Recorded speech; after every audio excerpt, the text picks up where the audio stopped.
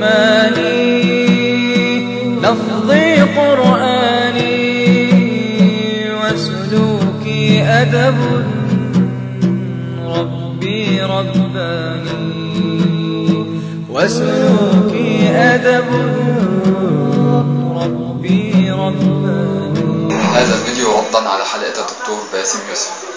معلومة صغيرة في الأول، مش رد بمعنى احنا بنكذب الدكتور باسم يوسف أو بنقول إن هو بيفتري أو بيتجنى علينا، طبعا لا. بنرد على معنى صغير وهو تأثير حلقة الدكتور باسم في الشارع أو بين الشباب على النت عامة. الحلقة الأخيرة كلنا شفناها مع بعض وهي حلقة عن التيار الإسلامي. جت في الأول الجزء الصغير بتاع الدكتور ممدوح حمزة وضحكنا، وبقية الحلقة على التيار الإسلامي وتجاوزات المشايخ ومليونية جامعة القاهرة. كلنا شفنا الحلقة وكلنا اتفرجنا وكلنا ضحكنا. خلصت الحلقة من هنا وشفنا تأثير للحلقة كبير جدا، الناس كلها بتتكلم. في انطباع بين الشباب دلوقتي إن الحلقة دي شكلت عنده في وجهة نظره عن التيار الإسلامي. التيار الإسلامي بقى قدامه هو تجاوزات الدكتور عبد الله بدر، وهو الكلام اللي قال له اتغير على منصة بشار مات، لا بشار ما ماتش، وتكبير الله أكبر. الحقيقة إن احنا هنا مش بنبرر لحد، مش بنقول ان الشيخ غلط او الشيخ ما غلطش، مش دي القصه عندنا اصلا، مش ده اهميه، مش شرط عندنا انك تحب الشيخ او تكره الشيخ. انا هنا بتكلم في معنى تاني خالص. اتكلم عن وجهه نظر حضرتك عن التيار الاسلامي عامه، عن شباب التيار الاسلامي، اخوان، سلفيين، تبليغ ودعوه، اي اتجاه اسلامي حضرتك تشوفه واخدت عنده انطباع كله على بعضه كده بسبب بعض السلوكيات. هنسال نفسنا سؤال، هو بجد هو ده التيار الاسلامي؟ هو بجد مشايخ التيار الاسلامي لسانهم طويل كده؟ كلهم عندهم تجاوزات، كلهم بيخونوا الناس، كلهم بيضحكوا على الناس؟ طب الاتباع دول كلهم التكبير الله اكبر خرفان زي ما بيتقال؟ الحقيقه ان دي رؤيه ظالمه. ولو ضربنا مثال، لو طبعا مفيش اختلاف بيننا ان خير جيل بعد الانبياء هو جيل صحابه رسول الله صلى الله عليه وسلم. حضرتك لما بتقرا تاريخ الصحابه، بتقرا تاريخ سيدنا ابو بكر، بتقرا تاريخ سيدنا عمر، بتقرا تاريخ سيدنا عثمان بن عفان، بتقرا الصحابه كلهم على بعضهم، هتعرف قد ايه عظمه هذا الجيل وقد ايه هو رائع وقد ايه يستحق انه يكون خير جيل بعد النبي صلى الله عليه وسلم. طيب لو انا جبت كتاب صغير كده ورحت جايب لك موقف تجاوز فيه سيدنا ابو بكر الصديق في اللفظ وموجود على فكره، وجبت لك موقف سيدنا عمر بن الخطاب اشتد فيه واتنرفز وموجود على فكره، وجبت لك بعض التجاوزات في فتنه سيدنا علي بن ابي طالب وسيدنا معاويه بن ابي سفيان، وشفت التجاوزات هنا وهنا، وهتشوف الصحابه وتستغرب الصحابه بيعملوا كده، تجاوزات موجوده. لو انا جمعت لك كل التجاوزات دي في كتاب واحد كتبت عليه تاريخ الصحابه وجبت حضرتك تقراه وما قراتش بقيه تاريخهم، هتاخد انطباع عامل ازاي عن الصحابه؟ اكيد قولا واحدا يعني انطباع سيء، ان الناس دي ناس سيئه، ناس ما بتستحقش الكلام اللي بيتقال عليها. مع ان في واقع الامر انا جبت لك جزء صغير، جبت لك الاستثناء، جبت لك الندره. ما بقولش عن نفسنا صحابه، ما بقولش ان احنا يعني زي الصحابه، احنا بنرجو من الله ان نتبعهم، ولكن حضرتك عشان تقيم التيار الاسلامي لازم تقرا كله على بعضه. هات اي شيخ، حضرتك هات الدكتور عبد الله بدر نفسه. معلومه صغيره قبل ما لحضرتك عن الدكتور عبد الله بدر، احنا نعرفه من زمان، ابناء التيار الاسلامي نعرفه من زمان خالص قبل الثوره بسنين. طول عمرنا بنتعلم ازاي ندعو لربنا بالحكمه والموعظه الحسنه، وده غالبا مشايخنا بيعلمونا ازاي نبعد عن اسلوب الدكتور عبد الله بدر. واظن في فيديوهات مش عارف هي موجوده على النت ولا مش عارف الفيديوهات دي، والله ساكت شفتها زمان يعني، تحذير من اسلوب الدكتور عبد الله بدر. لا يجوز الرد على العلماء بنفس اسلوب الدكتور عبد الله بدر. الدكتور عبد الله بدر لا يمثل مشايخ الدعوه السلفيه او الاخوان. الدكتور عبد الله بدر رجل عنده علم، رجل له جهاد واضح قصاد امن الدوله وقصاد حسني مبارك لا ينكره الا جاحد، لا ننتقص منه في هذا القدر، ولكن ليس هو الممثل او هو الرمز لمشايخ الاسلام او مشايخ الاخوان الدعوه السلفيه عامة. يعني شيخ له اجتهاده وله اخطائه. حتى الدكتور وحيد غنيم الناس جابت الفترة الأخيرة بعض التجاوزات ليه؟ في تجاوز حقيقي غير مبرر أو تجاوز سيء جدا في الألفاظ، بس الدكتور وحيد غنيم ده عشان تقيمه حضرتك لازم ترجع لكل تاريخه على بعضه. حضرتك الدكتور وحيد غنيم هو اللي بدأ حاجة اسمها الدعوة بالكوميديا، الدعوة بالضحك، ازاي يحبب الناس في الجوامع وفي الدين بأسلوب الضحك، بأسلوب الكوميديا. حضرتك راجع بس ارجع كده لفيديوهات الدكتور وحيد غنيم وانت صدقني مش هتعرف تشوف درس وانت بتضحك يعني. ما بقولش ما ببررش برضه، بقول انه عمل كده يبقى من حقه يغلط، لا، الشيخ وحيد بيغلط في بعض الالفاظ زي اي انسان بشر. في حاجه واضحه قوي يعني كل واحد حصلت شخصيا وعلى يقين انها حصلت ناس كتير. كل ما تقابل حد من اصحابك يقول لك على فكره انا والله بحب الاخوان عشان انت محترم معايا، بس المشكله في بقيه الناس والمشكله في القيادات بتاعتهم. هتقابل شاب سلفي هتقول له على فكره، يقابل شاب سلفي يقول والله انت شاب سلفي متدين محترم واعي، المشكله في المشايخ بتوعك، المشايخ بتوعك دول هم السبب، هم اللي عاملين المشكله. الغريب برضه ان هتلاقي ناس بتكلم المشايخ تقول لهم انتوا ناس افاضل ومحترمين لكن المشكله في اتباعكم.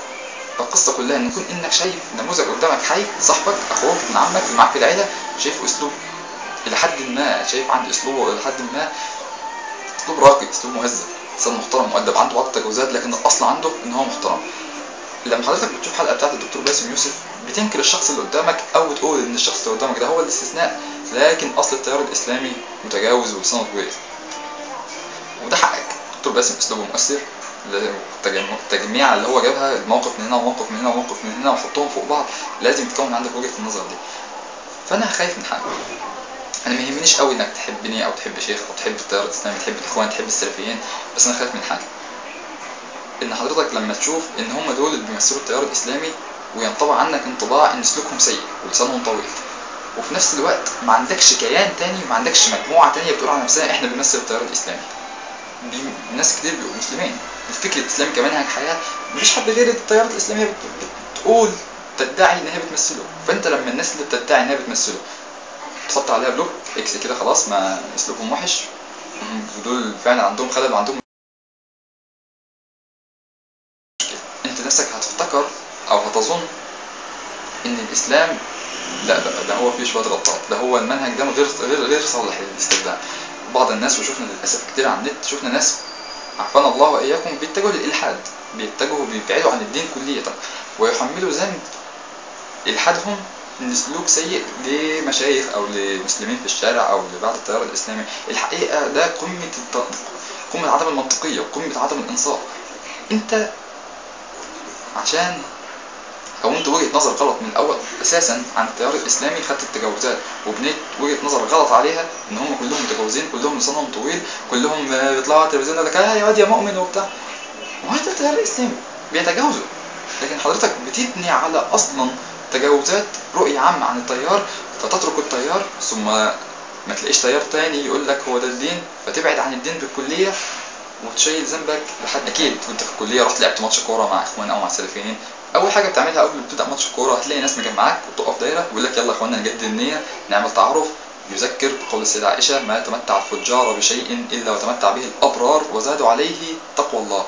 ده في ماتش كوره هتلاقي حكم اسلامي هو بيحكم الماتش مش هيطرد واحد او هيديله انذار عشان دخل الكوره غلط او دخله جامده قويه، يعني بيديله طرد او انذار لانه شتم تلفظ بلفظ غير لائق، لا قدر الله عافانا اياكم بسبب الدين مثلا بيطرد. هي دي الضوابط والاخلاقيات اللي انت بتشوفها قدام عينك في الجامعه، وانت بتودي ابنك الصغير بتوديه جلسه الاشبال او بتوديه اي جلسه من جلسات التيارات الاسلاميه، الرحلات، ابنائكم احنا كلنا بنطلع رحلات، اكيد حضرتك طلعت رحله في يوم من الايام شفتهم في اي مكان وشفت اللي انا بقول لك عليه ده حقيقي. فالمعنى اللي عندك اللي انت شفته من نموذج صدقني هو ده الاصل مش هو ده الاستثناء. المعنى اللي الاعلام بيوصله لك هو ده الاستثناء. المقياس اللي انت شايفه بعينك قدامك في صاحبك وزميلك واخوك وابن عمك اللي قدامك النموذج المحترم ده هو ده الاصل وهو ده اللي بنتربى عليه. بيحصل تجاوزات بس التجاوزات هي الاستثناء. دكتور باسم يوسف احنا مش بننتقدوش ولا حاجه، ويعني هو مثلا النظام ان هو بيجيب التجاوزات وبيضحك عليها ماشي لو من باب الضحك بس، لكن الحقيقه يعني حقيقه وجب عليه ان ينوه ان هو بيجيب التجاوزات او الحته الصغيره اللي فيها استثناء عشان نضحك، مجرد الضحك مش علشان يشكل راي عام، مش علشان يشيطن تيار معين. احنا بنتفرج بنضحك لكن الاثر اللي بنشوفه بعد كده هو اللي بيحزننا. هو انا لما اشوف شيخ انا بحبه الدكتور باسم بيسخر مني وبعدين الاقي كومنتات على النت كلها سخريه، انا هتضايق فهتجاوز. فانت هتشوف التجاوز بتاعي هتقول شفت الشيخ بتاعه بيتجاوز وهو بيتجاوز اهو. فانت حضرتك بدل ما كنت بتخليني اتراجع في التجاوز بتاعي او تخلي مقدار التجاوز في حته قد كده، بتستفزني بطبيعه البشريه ان انا اتجاوز اصلا، فيتكون عندك الصوره اللي انت اصلا سبب فيها من الاول. انت السبب فيها اللي عملت الصوره دي. عارف ان المفروض نكون اي حد بينتمي للتيار الاسلامي لازم يكون عنده حد اقصى ما ينفعش يتجاوز عنه اكتر من كده. لكن احنا بشر، احنا مش جايين من كوكب تاني، احنا جايين بتنرفز وبتشد ومواقف صعبه وبتشوف تشويه عليك غير طبيعي. انت بتخطأ خطأ صغير كده بيبقى في اعلام قد كده، فلازم هتتجاوز وهتكبر وهتشوه الفكره عنك انت.